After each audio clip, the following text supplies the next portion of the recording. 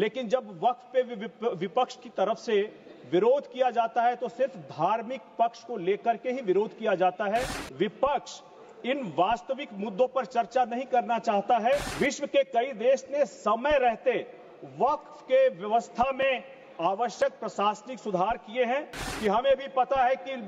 पटना में कितनी सारी संपत्तियां वक्फ के पास हैं। मैं ये बताना चाहूंगा कि यह बिल किसी धर्म और धार्मिक समुदाय के विरुद्ध नहीं है। माननीय सदस्य श्री अरुण भारती जी।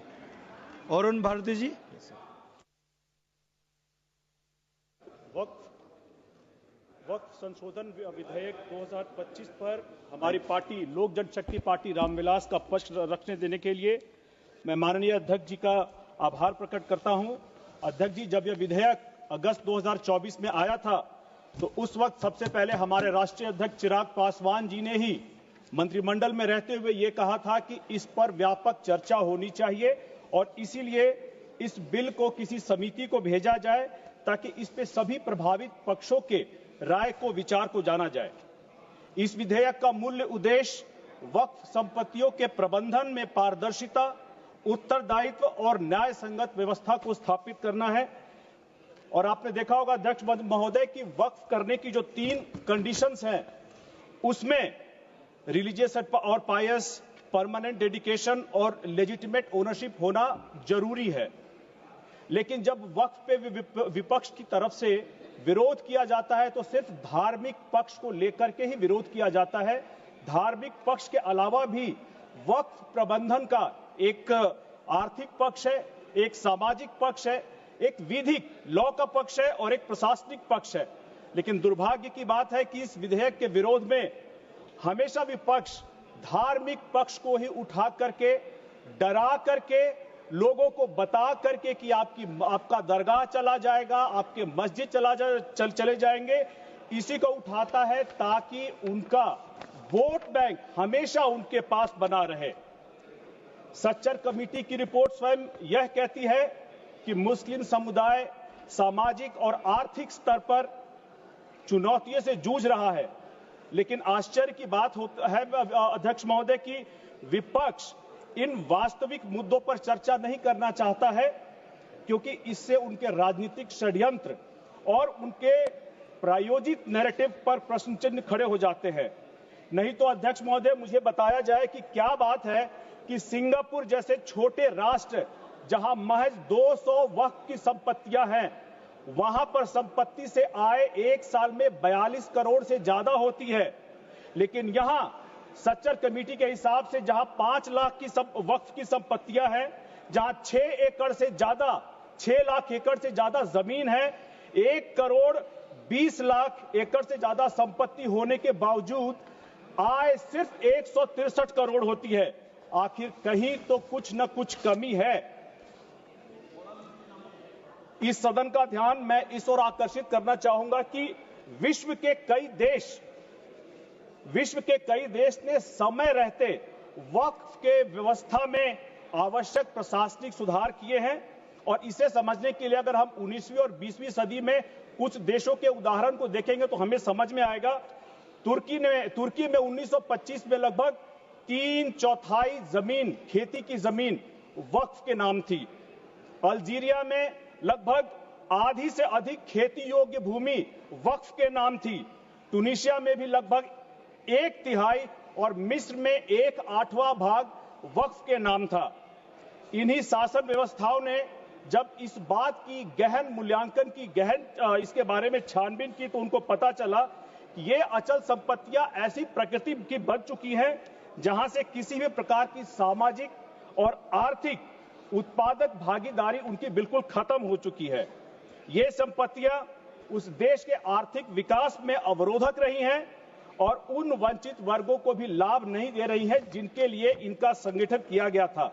इसीलिए इसका समाधान निकालने के लिए तुर्की ने 1925 में सामाजिक, प्रशासनिक और संवैधानिक परिस्थितियों को ध्यान में रखते हुए वक्फ मंत्रालय का पुनर्गठन किया था। मिस्र में भी समय के आवश्यकता अनुसार वक्फ की संपत्तियों को राज्य प्रशासन के अंतर्गत लाया गया था। इन निर्णयों को संबंधित देशों ने उस समय राष्ट्रीय प्राथमिकताओं और जनहित को ध्यान में रखते हुए आवश्यक और उपयुक्त माना था। अध्यक्ष महोदय, यही सवाल आज हमें भी जानना है, हमें पूछना है, क्या भारत जैसे उदयमान होते हुए राष्ट्र को ऐसी समस्याओं के बारे में नीतिगत रूप से चर्चा नहीं करनी चाहिए और चर्चा करके उन समस्याओं के बारे में कैसे हम इसे आगे लेकर के चले, इसके बारे में हमें चर्चा करनी चाहिए। मैं ये नहीं कह रहा कि उन मुस्लिम देशों की तरह हमें कोई कठोर या क्रांतिकारी कदम उठाना चाहिए, लेकिन ईमानदार प्रयास हमारी तरफ से बहुत जरूरी है ताकि मुस्लिम समाज में जिसको हमारे अध्यक्ष चिराग पासवान जी आगे लेकर के चलना चाहते हैं, मुख्य धारा में जोड़ना चाहते हैं, चाहे वो दलित मुसलमान हो, चाहे अंसारी मुसलमान हो, राई मुसलमान हो, जुलाहा या पसमानदा मुसलमान हो, उनके जो मुख्य धारा में पीछे छूट जाते हैं, उन्हें आगे बढ़ाने के लिए सिर्फ अल्लाह की रहमत ही नहीं, सरकार के योगदान के मदद की भी जरूरत है। अध्यक्ष महोदय, कांग्रेस के शासनकाल में भी अलग अलग समय पर वक्फ के बिल लाए गए, लेकिन यथार्थ यह है कि उनके शासनकाल में जिस तरह से पारदर्शिता, जवाबदेही में लगातार कमी हुई है,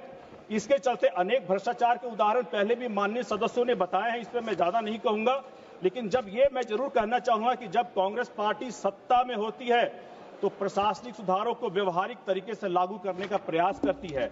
लेकिन जब विपक्ष में होती है तो वही पार्टी संवेदनशील मुद्दों को, जन भावना को उभारने का और राजनीतिक लाभ लेने की कोशिश करती है। अध्यक्ष महोदय, आज मैं इस बिल पर बोलते हुए भारत रत्न डॉक्टर भीमराव अंबेडकर जी की उस संवैधानिक सोच की भी याद दिलाना चाहता हूं, जिसमें उन्होंने भारत को एक धर्मनिरपेक्ष और सम्मानित राष्ट्र के रूप में परिकल्पना किया था और यह कहा था कि राज्य का कोई धर्म नहीं हो सकता है, मगर धर्म की आड़ में कोई भी संस्था कानून के ऊपर नहीं हो सकती है। अध्यक्ष महोदय,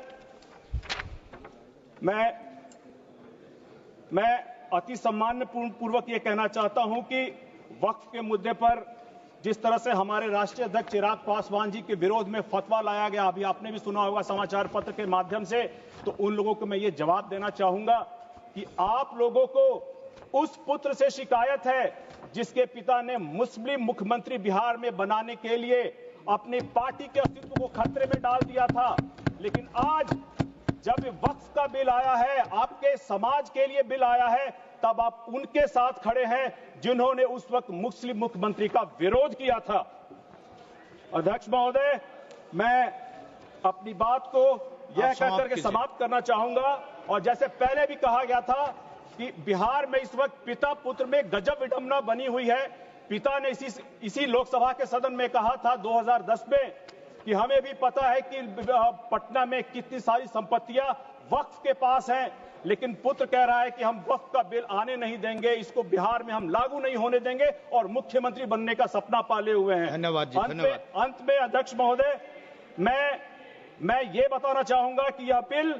किसी धर्म और धार्मिक समुदाय के विरुद्ध नहीं है, उसमें संपत्तियों के प्रबंधन के लिए है, समाज सेवा के लिए है, परोपकार के लिए है, जन कल्याण के लिए है। और मैं इस सम्मानीय सदन में विनम्रता पूर्वक इस विधायक के समर्थन में अपनी पार्टी लोक जनशक्ति पार्टी रामविलास की तरफ से समर्थन करके इस सदन में व्यक्त करता हूं कि राष्ट्रहित, समाज हित और धर्म की वास्तविक गरिमा की रक्षा के लिए अपनी भागीदारी अपनी पार्टी की तरफ से सुरक्षित करता हूं। धन्यवाद अध्यक्ष महोदय।